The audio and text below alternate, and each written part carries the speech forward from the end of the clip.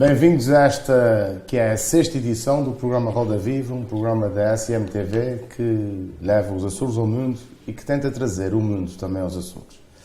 Na semana passada, o Parlamento da região aprovou, com a abstenção de todos os partidos da oposição, um voto de congratulação pela proposta de Orçamento de Estado para 2019, que inscreve mais 28 milhões de verbas destinadas aos Açores.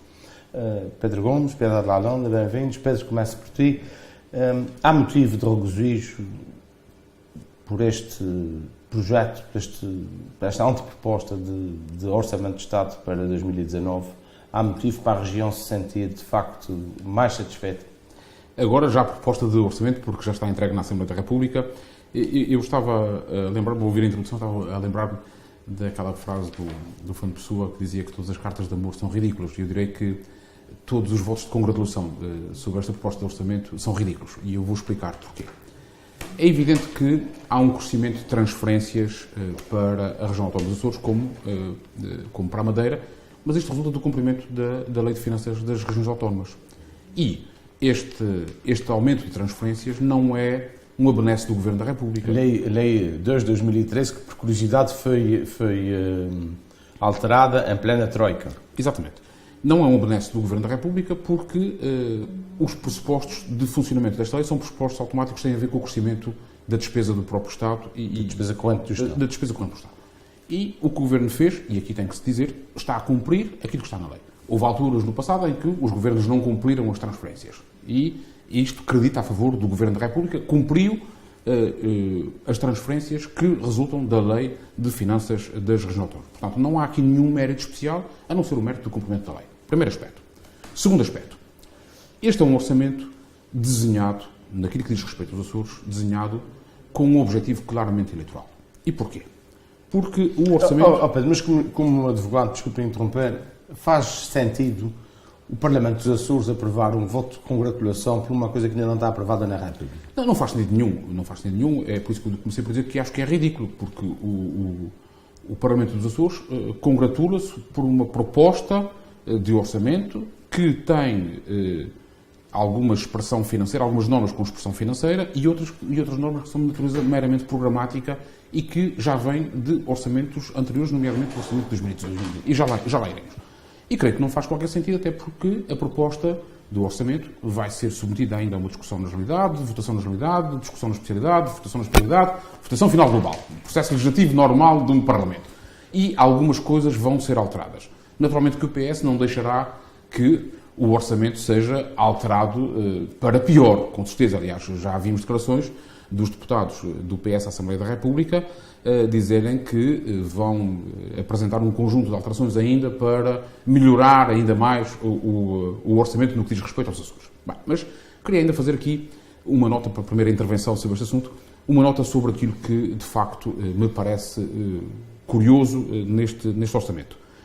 Para além das questões das normas que têm expressão financeira, que são aquelas que já vimos, e ainda uma outra que tem a ver com as compensações do transporte aéreo interilhas, que tem uma particularidade, que é, enquanto o orçamento de 2018 dizia que o Governo da República pagaria uma verba à roda dos 5 milhões de euros para a compensação do transporte aéreo interilhas, e portanto a verba era fixa, pagava aquele montante, este ano, isto é, para 2019, a redação mudou um bocadinho e diz que o Governo pagará até ao montante de 9 milhões, o que não significa que pague 9 milhões.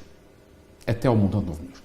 O Governo Regional embandeirou em arco, vimos o Sr. Vice-Presidente do Governo congratular-se muito com esta medida, dizer que representava aqui um aumento de 4 milhões de euros nas compensações do Estado pelo transporte aéreo interilhas, mas o que é verdade é que isso não está escrito no orçamento, na proposta de orçamento. O que está escrito é que o Governo da República participará até 9 milhões. Podem ser 6, podem ser 7, podem ser 8, podem ser 8,5, podem ser os 9 milhões. Um teto máximo de 9 milhões. É um teto máximo de 9 milhões, porque com a concretização das transferências será feita depois, durante a execução do próprio orçamento. As medidas que estão aqui têm natureza programática e, como eu disse, algumas delas vêm do ano passado, vêm do orçamento de 2018. A questão do famoso plano de revitalização da Ilha Terceira, que consta nos orçamentos, está cá outra vez, como já estava em 2018. Tem uma pequena diferença. O que é que o Governo da República se propõe pagar? Este vem de 2016, a intenção vem de 2016. A intenção vem de 2016, houve a declaração conjunta do Governo da República e do Governo Regional quando o Governo da República esteve em visita aos Açores, portanto, isto tem-se arrastado ao longo do tempo. Nada disto é novo. O que é que esta proposta de orçamento tem de novo? Duas coisas menores em relação ao plano de revitalização da Ilha Terceira, para além das intenções políticas, que é, primeiro, o Governo da República diz que vai pagar os encargos suportados pela Câmara Municipal da Praia Vitória com as análises da água. Muito obrigado. Isto é, de facto, uma fortuna. Ficamos todos muito contentes. É uma grande medida em favor dos Açores. 23 euros por semana para aí. E acredito que o Sr. Presidente da Câmara da Praia Vitória deve estar eufórico com esta compensação. Segundo montante que está aqui inscrito como obrigação do Estado de pagar. A compensação ao Governo Regional dos Açores pelos gastos com estudos de monitorização ambiental. Muito obrigado. É uma grande medida a favor dos Açores. Os açorianos estão eufóricos com esta medida e isto, de facto, merece uma grande salvação. Isto é ridículo. Isto é pura campanha eleitoral, pura maquilhagem política para esconder aquilo que, de facto, não está cá no orçamento, que é o Governo continua a não assumir nenhum compromisso claro, preciso, traduzido em números, isto é, traduzido em despesa do Estado, em participação do Estado, com o programa de revitalização da Ilha Terceira e, nomeadamente, com a questão subjacente a ele, que é o problema da descontaminação dos solos em resultado da presença norte-americana. Segundo aspecto, só para terminar, segundo aspecto, estabelecimento prisional. Onde no Orçamento de Estado de 2018 se dizia que o Governo vai iniciar o processo, este ano diz que vai continuar o processo. Não tem nenhuma concretização, não tem nenhuma meta, não há verba nenhuma específica para isto. Portanto, vale como norma de natureza programática. E, portanto, os radares meteorológicos, o terceiro aspecto.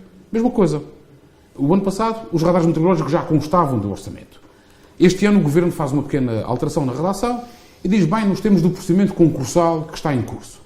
Bem, que eu saiba, o Governo não lançou procedimento concursal nenhum para os radares meteorológicos.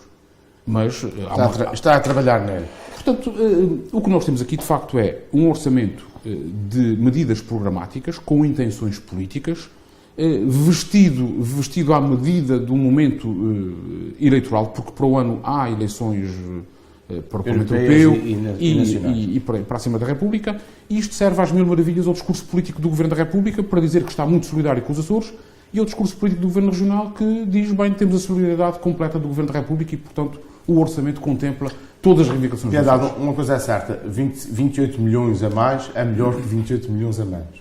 Não é? Obviamente que é melhor, e eu acho que a questão do orçamento, para além dos números que são sempre valorizados e objeto dessas declarações na Assembleia Regional, eu acho que o que é importante é o reconhecimento político do papel que o Estado português tem que ter na resolução de determinados dossiês que têm a ver com as regiões autónomas.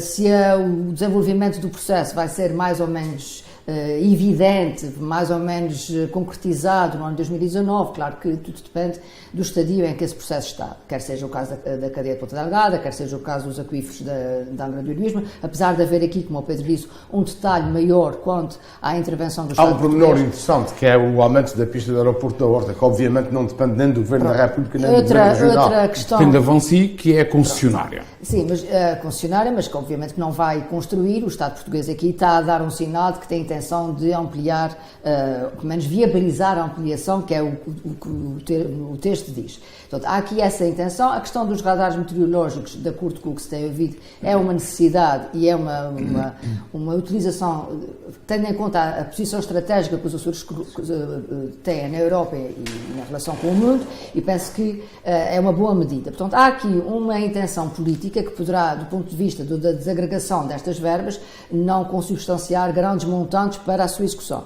Mas nós sabemos também que qualquer orçamento, o facto só de inscrever a medida no orçamento, já é um dado político. Muitas vezes, é mesmo a nível regional, às vezes as ações previstas, as medidas previstas, têm inserções de 10 mil euros ou 5 mil euros, mas abre, digamos assim, a possibilidade até depois, em alguns casos, fazer transferências de verbas, mas está lá inscrito. Ou seja, há aqui um assumir de responsabilidades.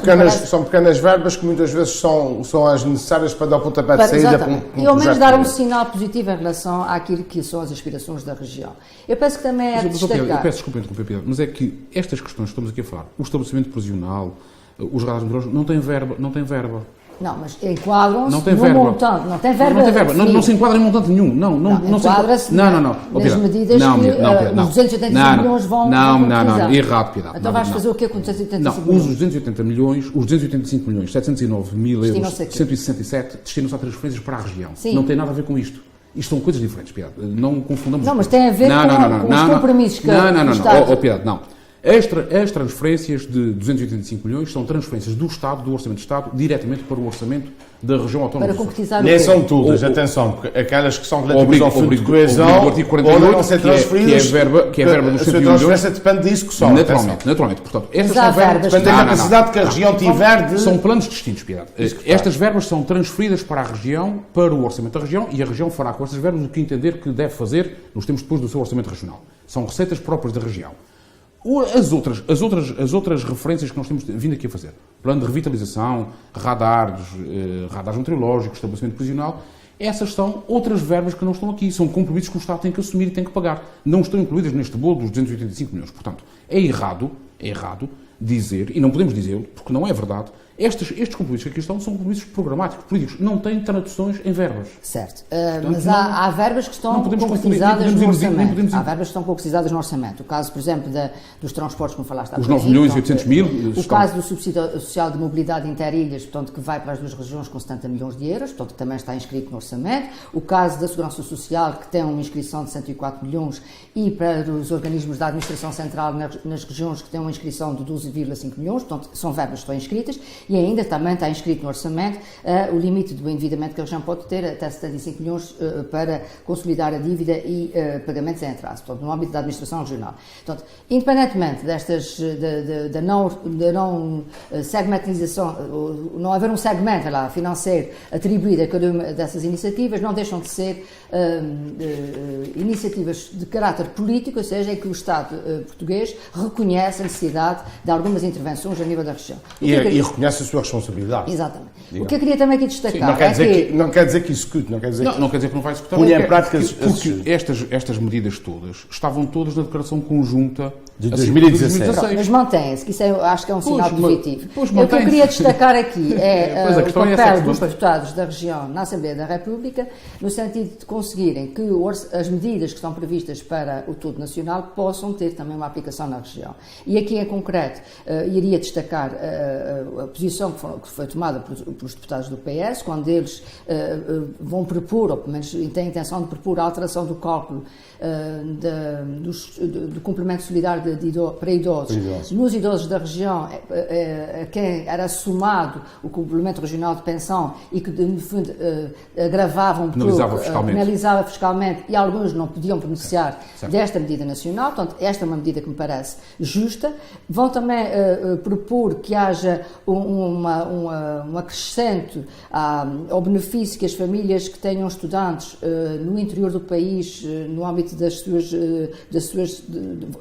deduções no IRS, possam deduzir 40% à semelhança das famílias que tenham estudantes a estudar nas regiões insulares, possam deduzir 40% à semelhança do que se prevê para os estudantes que estejam no interior do país, e penso que esta paralisação entre o que se está a fazer ao interior, que está sendo despovoado, que está sendo envelhecido, etc., deve ser equiparado às regiões insulares, onde os mesmos fenómenos também se verificam e onde também há, para algumas famílias, custos acrescidos de trazer os seus filhos das Flores para São Miguel ou para a Ilha Terceira, ou até famílias continentais que têm cá os seus filhos a estudar e que não iriam beneficiar dessa mesma dedução. Portanto, penso que é uma medida acertada, e há também aqui uma intenção de pedir a colaboração do Estado na legalização do bairro americano, do bairro Santa Rita, na Ilha Terceira, que é também um processo que está emperrado e que carece disso.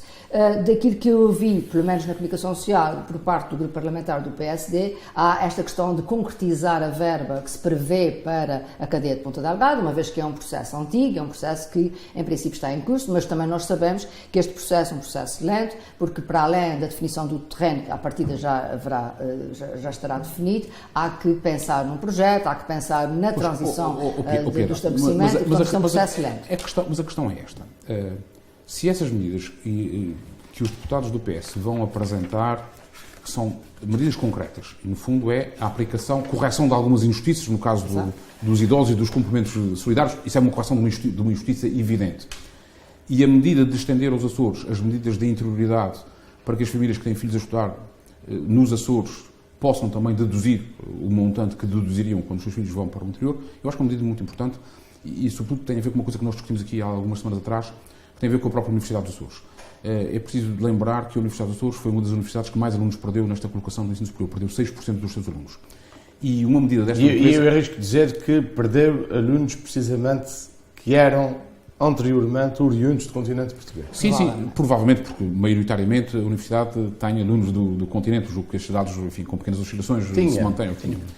E esta medida pode ter também aqui, para além da componente social, de desagravamento fiscal das famílias, desoneração fiscal das famílias, pode ter aqui um outro efeito importante e muito relevante, que é poder colocar a Universidade dos Açores como uma oferta também possível, que não seja mais cara do ponto de vista do esforço financeiro das famílias, para que possa ser procurada por outros Estados. E é procurada. Julgo que essa é uma medida de facto interessante e de grande relevância nestes dois planos. Agora, voltamos aqui diremos nós, à vaca fria. O Primeiro-Ministro é o das vacas voadoras, eu prefiro aqui as vacas frias do orçamento. E as vacas frias do orçamento são, de facto, estas medidas de natureza, medidas políticas que não têm concretização e que não vão ter concretização este ano. Repare-se. O Ministro Centeno diz que o orçamento não é eleitoralista. Aliás, ele abre a sua apresentação dizendo isso, o que indicia logo o teor de eleitoralismo que o orçamento possa trazer. Mas a inscrição dessas intenções para 2019, que já foram assumidas em 2016, em plena pré-campanha eleitoral para as eleições regionais, pelo seu Primeiro-Ministro, em funções e em visita oficial aos Açores. Eu não preciso ser cético. Andava por aí a peregrina Assunção Cristas também em pré-campanha, não é? Não precisamos ser céticos. E que agora, se vier repetir 3 anos depois, cheira um bocadinho... Não precisamos ser céticos para duvidar da eficácia destas medidas. Estas medidas vão jazer no Orçamento de Estado para 2019, vai ser aprovado com estas medidas. Elas vão jazer e vão transitar, provavelmente, para o orçamento de 2020. Seria completamente diferente se não estivessem inscritas. A questão é que há aqui um sinal político, mesmo que elas possam até vir a ser reinscritas no orçamento de 2020, a realidade é que elas estão lá. E, portanto, é muito mais fácil a região reivindicar a intervenção do Estado e a concretização dessas intenções do que se as medidas, por simplesmente, não estivessem lá inscritas. Piedade, isso seria verdade se o Governo Regional tivesse escolhido fazer reivindicação junto do Governo da República, o que é verdade que não tem feito. Nós estamos numa fase... A questão dos aquíferos da Ilha Terceira é um dossiê que já vem de longa data. Nós estamos numa fase... E é um dossiê em que o Vasco Cordeiro tem sido bastante firme para a República. Nós estamos numa fase de uma autonomia anémica. O Governo Regional desistiu de reivindicar do Governo da República o que quer que seja. Temos conversas, temos diálogos, tomam um chá, com umas torradas e, politicamente falando, claro, e o que é verdade é que o resultado é este. Porque é verdade que o Presidente do Governo tem-se batido pela questão do plano de revitalização da Ilha Terceira. Mas o que é verdade é que, do ponto de vista da eficácia e dos resultados, o que é que nós temos hoje do plano de revitalização da Ilha Terceira?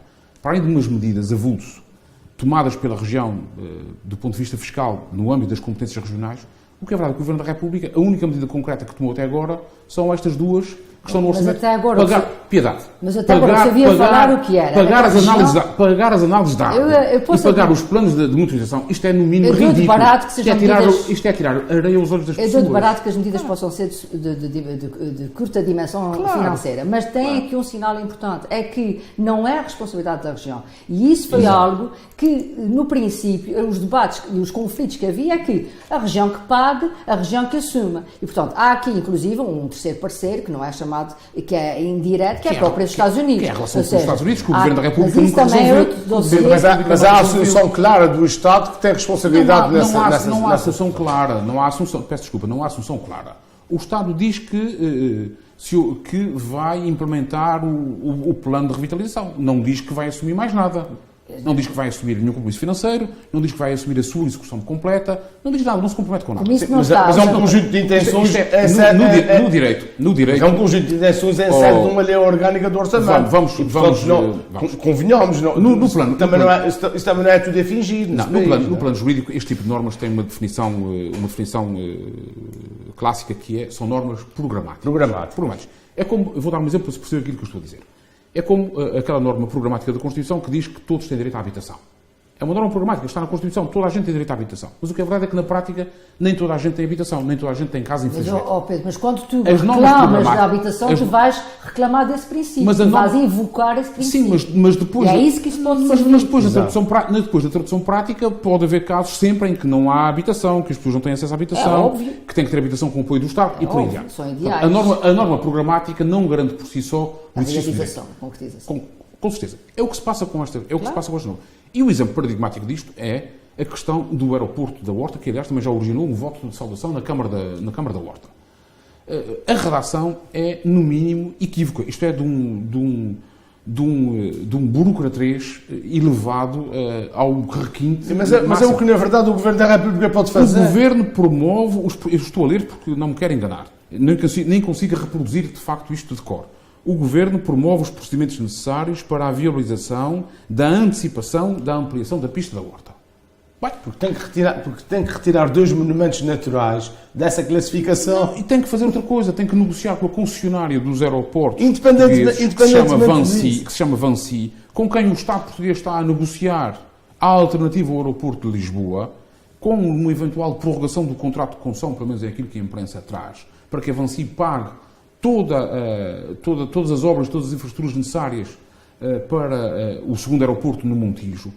E, obviamente, que nas prioridades da Vancy e do Estado, o aeroporto da Horta não aparece no topo. Mas nunca foi dito que a concessionária iria pagar a infraestrutura do aeroporto Pedro, da Horta.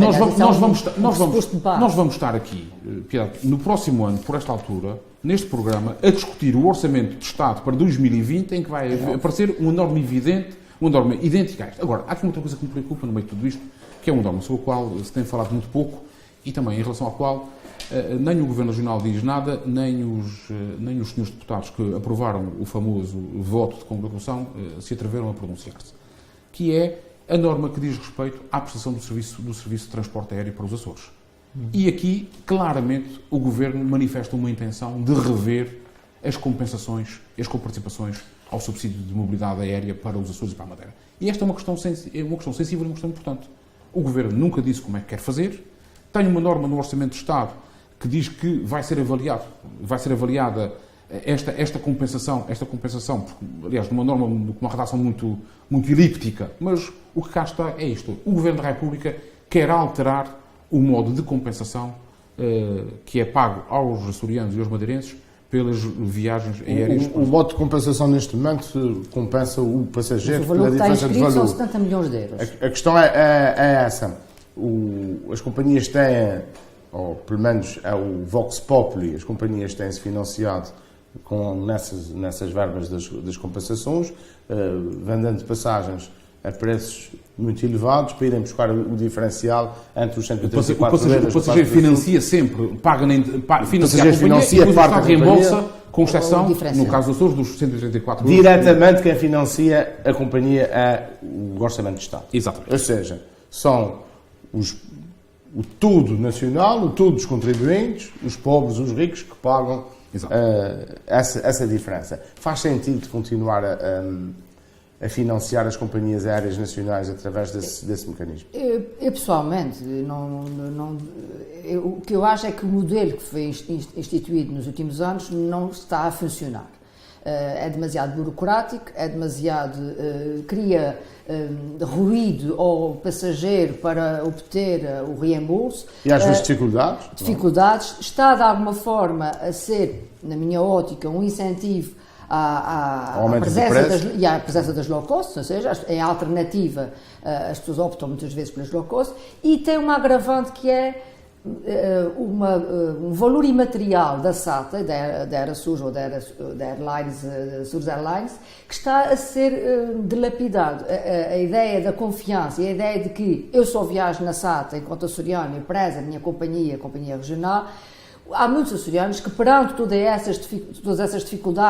essas dificuldades, inclusive quando vão marcar viagens, de não terem nenhum voo direto para Lisboa e serem obrigados a ter que fazer uma paragem na Horta ou na Terceira e terem que demorar 7 ou 8 horas para chegar a Lisboa, perante uma situação que tem uma companhia ao lado que lhes dá a oportunidade de ir direto nas 2 horas e, em média, habituais, não vai optar pelas Azores Airlines ou pela SATA. E neste sentido acho que é grave o impacto que este modelo que foi instituído está a ter na confiança e na credibilidade e na escolha, desde logo dos açorianos, da sua própria companhia. Portanto, é um modelo que eu acho que deve ser repensado. Independentemente da questão de quem é que financia, haverá sempre uma compensação, porque estamos em ilhas e essa compensação é justa para elevar um pouco e equiparar, de alguma forma, os açorianos aos continentais em matéria de acesso à saúde, à educação, etc. Portanto, a territorialidade não se compara à insularidade e, portanto, eu penso que essa compensação é de justiça e ela já veio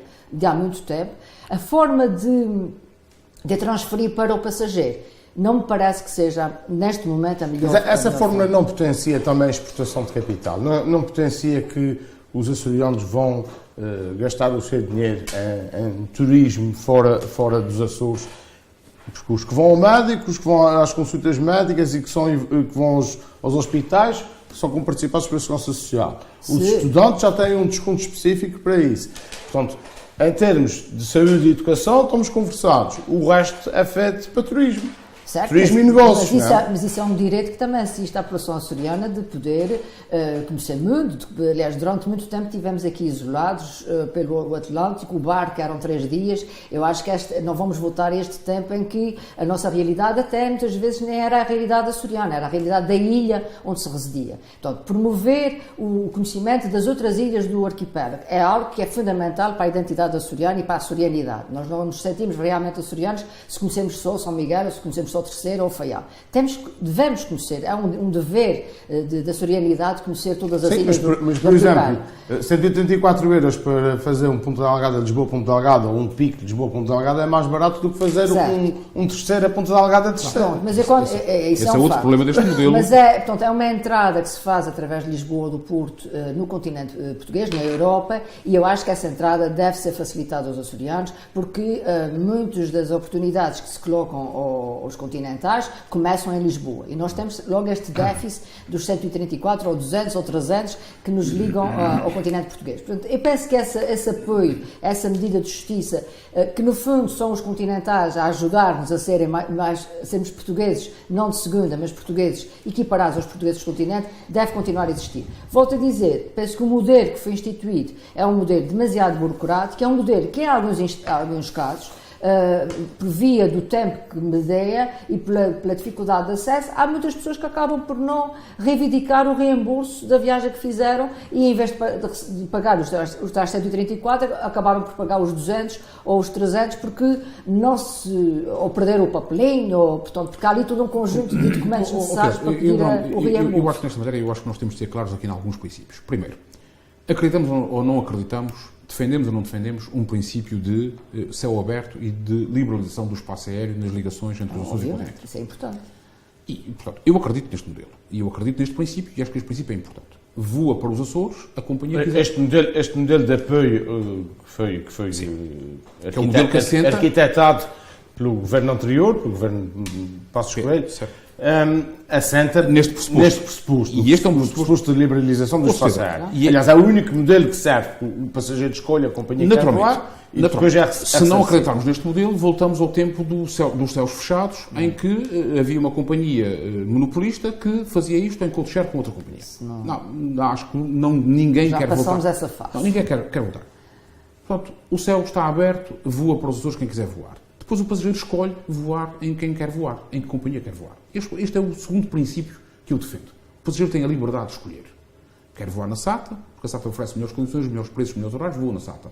Quer voar numa companhia low cost qualquer, porque oferece melhores preços, melhores horários, mais rapidez, escolhe. Tem a liberdade de escolher. Se não acreditarmos nisto, então temos uma outra filosofia que não esta. E terceiro princípio que nós temos que defender, e no qual eu acredito, que é um princípio da continuidade territorial. Que significa que o Estado tem que suportar de uma forma qualquer, hoje é esta forma, já teve outras maneiras de suportar no passado, passou a ser pago, foi pago à companhia, foi pago genericamente anualmente, com indemnizações compensatórias. Estas indemnizações compensatórias para garantir o princípio da continuidade territorial, isto é, fazer com que os açorianos possam aceder ao território continental em condições que os despenalizem um pouco em função da distância que nós vivemos e da nossa dupla insularidade, é um princípio estruturante. A forma de o fazer pode ser diferente. Como disse, hoje o passageiro compra a viagem e depois é reembolsado pelo Estado. No passado houve compensação diretamente à companhia para manter um preço, um preço fixo de bilhete. Há várias formas possíveis neste modelo. Hoje vamos ao CTT fazer isto, podemos fazer de outra maneira, podemos amanhã fazer pela internet tudo, sem termos que nos deslocar a uma estação do CTT, com certeza. Agora, isto é o funcionamento do modelo. O que é preciso garantir é que há compensação para a deslocação dos passageiros. Isto não pode deixar de ser assim. E eu não aceito que o Estado venha impor cotas e dizer que eu posso só deslocar-me 5 vezes por ano em Lisboa ou 10 vezes por ano. Isto é inadmissível. Como, aliás, já se ouviu falar, porque há um grupo de trabalho nomeado pelo Estado que está a trabalhar neste processo, porque o Estado olha para este processo, como sempre o Estado olha em relação às regiões autónomas, como um gasto de dinheiro com as regiões autónomas. Eu costumo dizer que todos os dias nasce um centralista em Lisboa. Naturalmente. Eu, aliás, acho que nesta fase nascem 2 centralistas por dia em Lisboa. E, naturalmente, olhando para isto, olham para a folha Excel e dizem, bem, custa muito, temos que reduzir e vamos reduzir de qualquer maneira e pronto. A melhor maneira é impor aqui uma cota. Isto é inaceitável. E nós depois temos que garantir também que, de algum modo, que os residentes que não têm acesso direto às gateways de saída possam ter também uma possibilidade de serem compensados pela sua deslocação interilhas para o aeroporto mais próximo para poderem sair para Lisboa ou para o Porto. Estes são os princípios estruturantes dos quais nós não podemos abdicar. E eu fico preocupado quando vejo esta norma do Orçamento de Estado, que é uma norma aberta, mas é um catch, eu diria que é quase um catch-22, que é o Estado a dizer e a sinalizar, para usar a lógica da piedade, porque acha que aquilo que está no Orçamento de Estado é muito importante, e, portanto, usando a lógica da piedade, eu digo... É o Estado a sinalizar que vai haver uma barreira, vai haver um limite, um teto máximo. O Estado a sinalizar que quer impor outras regras e que possivelmente quer avançar para um teto máximo. Nós é que temos que avançar. Muito bem. Para outro tema, um tema sempre presente, infelizmente, no nosso cotidiano, há cerca de um ano o Governo Regional dos Açores aprovou aquilo que chamou a Estratégia Regional de Combate à Pobreza e Exclusão Social, num horizonte temporal de 10 anos, 2018 a 2028, em que, ainda há dias, foi notícia que 60% das medidas estão executadas para o ano de 2018 e, portanto, parece que estamos no bom caminho. No entanto, os números que conhecemos há cerca de um ano que foram trazidos a público pelo Pordata, num trabalho da Fundação Francisco Manuel dos Santos, diz-nos que temos 28% de abandono escolar precoce, temos, quando na República são à volta de 12%, 13%, temos 11% de beneficiários de rendimento social de inserção, quando na República são cerca de 3%, e, portanto, os números desmentem aquilo que se tem feito nos Açores nos últimos tempos. Eu sei que a piedade esse é um tema que lhe é muito caro, até porque trabalhou muito nessa área, não é? E estuda muito essa área. É um tema que nos interessa a todos, porque nós queremos saber que... Até mesmo na decorrência do Orçamento de Estado. Exatamente. Nós queremos saber que o acesso à cidadania e o acesso aos direitos sociais é equitativo e, portanto, que chega a toda a gente. E, portanto, esta existência destes documentos, e bem, é uma tomada de consciência de que há pessoas que não têm acesso aos bens essenciais e, portanto, que vivem em situações de carência e que é necessário corrigir essas situações. Claro que não é de agora, claro que não é uma chamada de atenção apenas à região autónoma dos Açores. A União Europeia, em 2010, assinalou o ano como o ano do combate ou da redução da pobreza na Europa, portanto, é um fenómeno que também afeta para outros países europeus. E, na altura, também foi feito um plano regional de ação para um conjunto para se desencadear um conjunto de medidas. Eu destaco dessas medidas de 2010, ficou presente, e ainda hoje em dia existe, um programa na área da habitação que se chama-se Famílias com Futuro, que conseguiu criar ou dar mais resposta às necessidades de habitação através de um sistema de arrendamento em que o Estado comparticipa a renda das pessoas que não têm capacidade de pagar esses valores de renda. Portanto, não ficou tudo esquecido, algumas medidas ficaram, ainda hoje em dia são medidas importantes, mas agora aparece-nos esta nova estratégia e, como o Nuno disse, portanto, a 10 anos de distância. A questão dos 60% das medidas para 2018-2019 é, na minha ótica, não é a melhor forma de nós avaliarmos a concretização do plano, porque é o check. Estamos de acordo. É o check de uma lista, de um conjunto de medidas. Mas é uma tentação que os políticos têm de apresentarem as coisas dessa forma, não é? Porque os planos são feitos com medidas temporais, até estão de fazer isto, até estão de fazer aquilo, e portanto, depois é uma questão de ir com a esferográfica fazer o vizinho, já foi feito. E algumas dessas medidas são para terem resultados no imediato e outras Exato. a gente nunca chega a saber bem. O que acho que é importante, e isso, de alguma maneira, alguns dos membros da Comissão Científica desta estratégia, que são até figuras importantes a nível nacional na área da pobreza e da exclusão social, o que é importante nós refletirmos é o que é estruturalmente a causa da pobreza e da exclusão social. Aonde é que nós temos que trabalhar para que este fenómeno não se reproduza, para, no fundo, prevenir a própria continuidade da pobreza e, se quisermos, o contraponto. Nós chamamos-lhe plano de combate à pobreza e à exclusão social, mas na prática devíamos chamar era plano de igualdade social, ou seja, é de promoção da igualdade social. O que se pretende é corrigir as situações de desigualdade e de injustiça social. E as condições, principalmente as condições de acesso às coisas que permitem sair da pobreza. E este plano tem uma prioridade, que é a primeira prioridade, que vem ao encontro de uma causa estrutural da pobreza, que é a questão das crianças. Mas quando nós falamos das crianças, erradamente, de uma forma, dizemos pobreza infantil. Na prática, não é a pobreza das crianças, é a pobreza dos adultos, das famílias que têm crianças. E isso, realmente, quando se analisa a taxa de pobreza, verificamos que as famílias com filhos, sobretudo as famílias com 3 e mais filhos, têm uma taxa de pobreza na ordem dos 40%, enquanto que as famílias que têm 1 ou 2 filhos ou não têm filhos estão na casa dos 20% ou dos 18%. Como também afeta particularmente as famílias monoparentais, que são sobretudo famílias de mulheres com filhos a cargo e que têm vindo a aumentar em Portugal e na região autónoma dos Açores, e portanto há aqui um grupo de residentes, de população, que é preciso olhar com olhos de ver, né? Portanto, ou seja, intervir de uma forma estrutural para que essa condição destas crianças, destes filhos, não se transforme nos adultos mais tarde, que não têm condições para depois entrar no mercado de trabalho, para terem uma vida estável, para ter um nível de educação. E esse é outro aspecto importante, ou seja, esta pobreza das crianças é também uma pobreza de crianças que não têm ou que não frequentam a escola. E daí que a questão do abandono escolar seja importante de ser atacada, não é? É um aspecto importante. Então, há aqui aspecto. Agora, eu quando olho para as medidas que a estratégia propõe nesta área das crianças, vejo, por um lado, medidas na área da saúde, que de alguma maneira são importantes, mas talvez não seja um setor onde se tenha falhado mais. Acho que a área da saúde infantil é uma área que nos últimos 50 anos tem vindo cada vez a melhorar mais. E depois vejo medidas na área da parentalidade, ou seja, da relação dos pais com os filhos. É aí que eu vejo alguns projetos que têm títulos, e estes títulos de projetos muitas vezes escondem não sei o quê, mas eu pessoalmente não me agrada muito ler que está previsto um projeto piloto que se chama-se Oficinas da Parentalidade Positiva. Isso é bonito.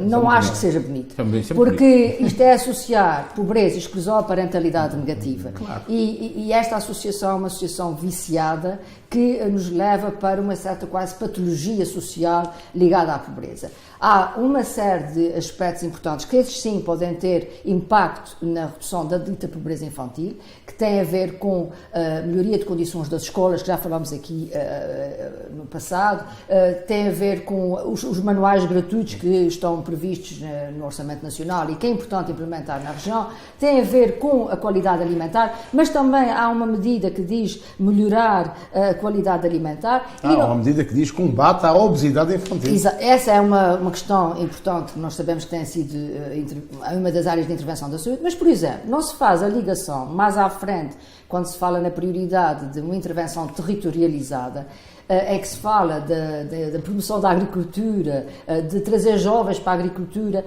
de promover as hortas comunitárias, não se interliga a saúde das crianças, e nomeadamente uma alimentação equilibrada, com uma intervenção junto das famílias. Isso é promoção do trabalho infantil. Não é trazer jovens para o trabalho agrícola, é levar as famílias a investir na horticultura familiar. Esse é que é um aspecto importante. Nós temos uma região rica, nós temos muitas pessoas. Eu vou dar um exemplo um bocadinho caricato, mas eu lembro-me de ver uma família a quem foi atribuída uma casa no âmbito dos programas de promoção da habitação a famílias carenciadas, que era uma casa engraçada e que atrás tinha um pequeno terreno para cultivar ou para pôr flores, o que quisessem. E a primeira coisa que a senhora me disse foi: eu vou cimentar isto porque isto vai respingar a roupa quando eu estender. Portanto, nós ainda temos um pouco esta ideia, algumas pessoas, de que abandonamos, e se calhar abandonamos de uma forma histórica terrível, porque já fomos uma região que produzimos, fomos autossubsistentes em matéria de produção agrícola, e ainda temos muita produção, e ela está, e tem que ser incentivada. Outro dia alguém dizia que a agricultura não pode ser só o leite, a agricultura tem que ser cada vez mais horticultura, fruticultura, portanto tem que haver aqui um potencial que nós temos, felizmente, condições para diversificação. E isso não é só ao nível das empresas agrícolas, ou que se dediquem a essa área, também tem que ser ao nível das famílias. E certamente que vai ter impacto na redução da pobreza, ou pelo menos da qualidade de vida de algumas destas crianças que não têm uma alimentação saudável. Portanto, eu penso que há aqui medidas que valem pelo seu objetivo, mas não estão suficientemente integradas, apesar do plano dizer que ser um plano integrado, para que se promova realmente uma qualidade de vida na infância. Portanto, esta é uma das áreas que me parece...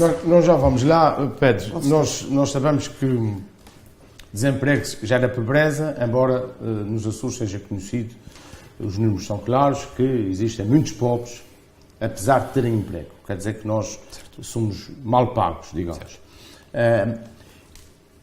Existe hoje, é comum assistir-se em programas de coaching, em programas de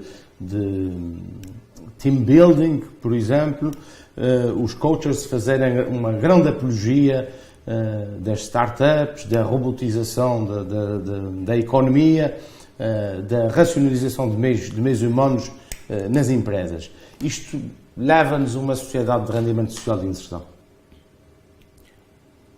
Leva-nos a uma sociedade com dificuldades económicas e uma sociedade que não combate... Leva-nos a uma sociedade que vai comprar os legumes pela internet em vez de os cultivar no quintal.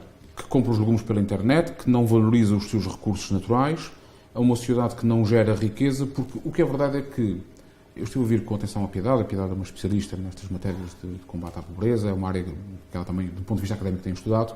Eu sou um bocadinho o parente pobre neste debate. Este, se calhar, é um tema que vamos ter que recorrer, infelizmente, muitas vezes. Mas há uma coisa que eu creio que nós estamos de acordo, que é: não se consegue combater a pobreza se uma economia não crescer e não gerar riqueza. Há duas maneiras de olharmos para o combate ao fenómeno da pobreza. Ou olhamos para o lado da economia e dizemos, estimulamos a economia para ela crescer, para gerar riqueza, gerar emprego e, naturalmente, combater a pobreza. As pessoas deixam de ser menos pobres porque têm mais rendimentos. Ou então olhamos para uma outra maneira quando não conseguimos... A economia também pode ser esses pequenos após da agricultura de subsistência. Naturalmente, iniciativas empresariais unipessoais, economias familiares, economias sociais. Este universo que hoje está desenvolvido, consolidado, de incentivo económico ao crescimento económico. Mas há um deslumbramento com o mundo das startups, não é? Sim, e depois podemos olhar, talvez nem tanto, pelo menos já vou dizer porque é que acho que as opções regionais não contemplam isso sequer. E depois podemos olhar para o ataque ao problema da pobreza e ao combate à pobreza, como o Governo Regional tem olhado ao longo destes últimos anos, que é alocar fundos para a solidariedade social, para o apoio de emergência, para o apoio continuado, o que, estruturalmente, prolonga o ciclo da pobreza. Pais pobres geram filhos pobres, por sua vez geram filhos pobres, e nós temos aqui a cadeia da pobreza que se tem vindo a repetir nestes nossos Açores. E clientes dos sistemas. Naturalmente. E repare-se, o Governo aprova esta estratégia de combate à pobreza, da qual diz que já executou 60% das medidas, aprova em agosto deste ano. é uma medida para vigorar durante o ano 2018 e 2019. Não, a estratégia é para 10 anos. A estratégia é para 10 anos, o plano é aprovado em agosto e vai vigorar entre 2018 e 2019. 8 meses decorridos do ano de 2018, este ano, não havia plano, mas já está 60% executado. Portanto, isto é muito bom, isto é notável. A parte burocrática deve estar toda em execução. A parte real, que é importante, deve estar próxima do zero, como é costume. E este problema não é novo. Aliás, eu desconfio deste plano e desta estratégia porque, de facto, o problema não é novo. Vamos olhar, e eu fui ver com atenção, fui ver o plano operacional dos Açores 2014-2020. Isto é, os grandes eixos de fundos comunitários que a região tem disponíveis, que está em curso até o ano de 2020. O combate à pobreza e às medidas de apoio social tem 202 milhões de euros neste período de tempo. Alocados. Nos 7 anos. Nos 7 anos. Isto representa cerca de 14% da verba total do plano operacional para os Açores. Muito bem. Agora, isto torna-se muito mais relevante se dissermos que isto é muito mais do que a verba alocada para a investigação, que são 52 milhões de euros, ou da verba alocada para o ambiente, que são 68 milhões de euros, ou da verba alocada para o emprego e mobilidade, que são apenas 115 milhões de euros. Há qualquer coisa de errado nas prioridades regionais.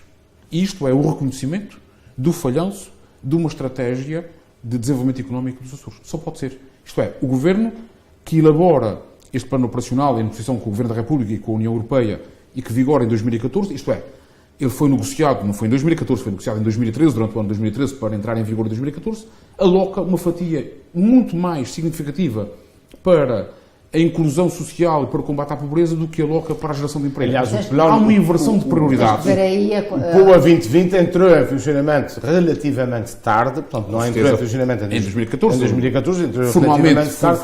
Precisamente porque a União tinha dúvidas sobre a relação entre este plano e as suas consequências. Esta opção revela, de facto, uma prioridade errada.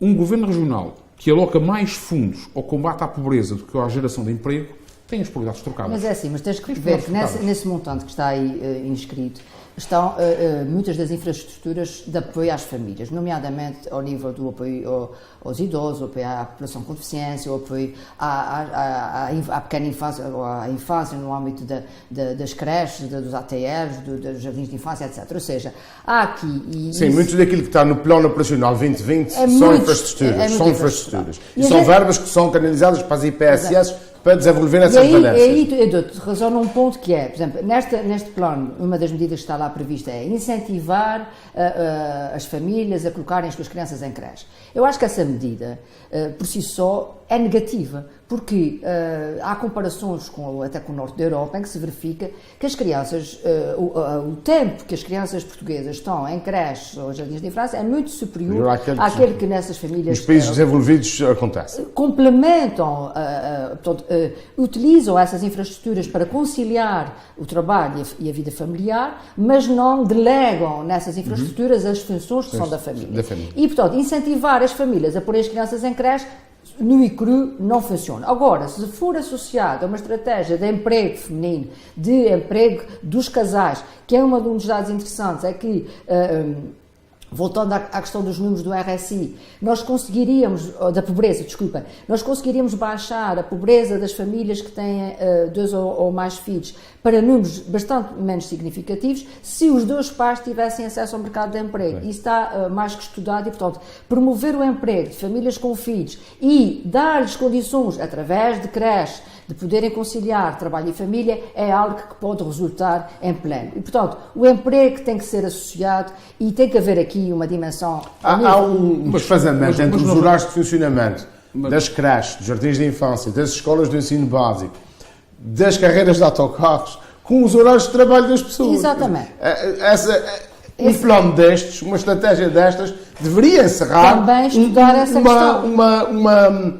uma organização de um regime que funciona. Da necessidade de ter uma creche noturna. Isso é algo que está mais que provado, que muitos dos funcionários, nomeadamente na área do comércio, ou até da área do aeroporto, portanto, pessoas que trabalham... Não, mesmo nos serviços, a indústria trabalha muito com... Para promover até, se calhar, mais emprego nas empresas, era importante ter respostas de retaguarda, nomeadamente para as crianças e no âmbito dos transportes. Há um estudo interessante que diz que nós estamos muitas horas no local de trabalho, embora produzamos pouco. E eu até queria chamar a atenção a propósito dos transportes de uma situação muito concreta. Os estudantes das freguesias limítrofes de Ponta da Algada, que estão na Universidade dos Açores e que têm aulas até às 8 da noite ou às 9 da noite, não têm transporte para regressar às suas freguesias limítrofes. E, portanto, se nós queremos estimular o ensino superior na região, também temos que ir por aí, por uma revisão das carreiras dos transportes públicos, associado não apenas ao emprego, mas também à mobilidade pública, à mobilidade elétrica, etc. Há uma série de coisas. Só acrescentar uma coisa sobre a estratégia que me parece importante. Tem que ser muito rápido. Muito rápido. Eu tinha também um ponto para acrescentar. E que revela uma postura ideológica do Governo Regional. Esta estratégia, 2018-2019, ignora pura e simplesmente a ação das IPSS nos Açores. Isto é uma estratégia governamental, não é uma estratégia social. Sim, mas as verbas que estão no PUA, quase 90% delas vão para as IPSS. Sim, mas a estratégia... Não ignora totalmente, porque tem os chamados polos de desenvolvimento local que trabalham com a rede das IPSS. Por sua vez vai ter uma coordenação, que por sua vez vão ser assessorados por um observatório de dinâmicas sociais e por uma série de estruturas burocráticas que não servem para coisa nenhuma e que não vão resolver o problema da pobreza. Agora, servem para combater parte do desemprego. Esta estratégia que o Nuno tem aqui ao seu lado é uma estratégia que pura e simplesmente ignora o papel, a importância e a eficácia da intervenção das IPSS que desempenham nos Açores. Não iria por aí, mas há um aspecto que eu não posso deixar de dizer antes de nós terminarmos. Tem que ser mesmo muito rápido. Tem a ver com o conhecimento da realidade da pobreza nos Açores. Portanto, que é uma das prioridades que se coloca nessa estratégia. E só se pode combater qualquer coisa conhecendo a bem. Eu penso que devia ser a prioridade número 1. Exato. Primeiro a gente tem que conhecer e depois é que se pode atuar. Agora, há uma forma de conhecer que não está prevista aqui. Eu reparei que a Região Autónoma da Madeira fez aplicar o inquérito às condições de vida e rendimento na região, ou seja, os dados deste inquérito são fiáveis, representativos da região autónoma da Madeira e nós não o fizemos para a região autónoma dos Açores. E, portanto, nós continuamos a... não queremos conhecer. Mas é por isso que eu tenho as minhas dúvidas nesta criação deste observatório, que aliás em 2010 também foi proposto a criação de um observatório, e portanto a questão não está em criar um observatório, a questão está em produzir informação estatística que nos dê a realidade onde é que esta pobreza está situada, quais são as populações que são vítimas, digamos assim, destas condições carenciadas, e mais uma coisa, nós não podemos ignorar os números do rendimento social de inserção. Estes 11% que o Nuno falou no início e que representam 23 mil pessoas nos Açores, têm que ser conhecidos. E estruturalmente, quem são estes 23 mil cidadãos?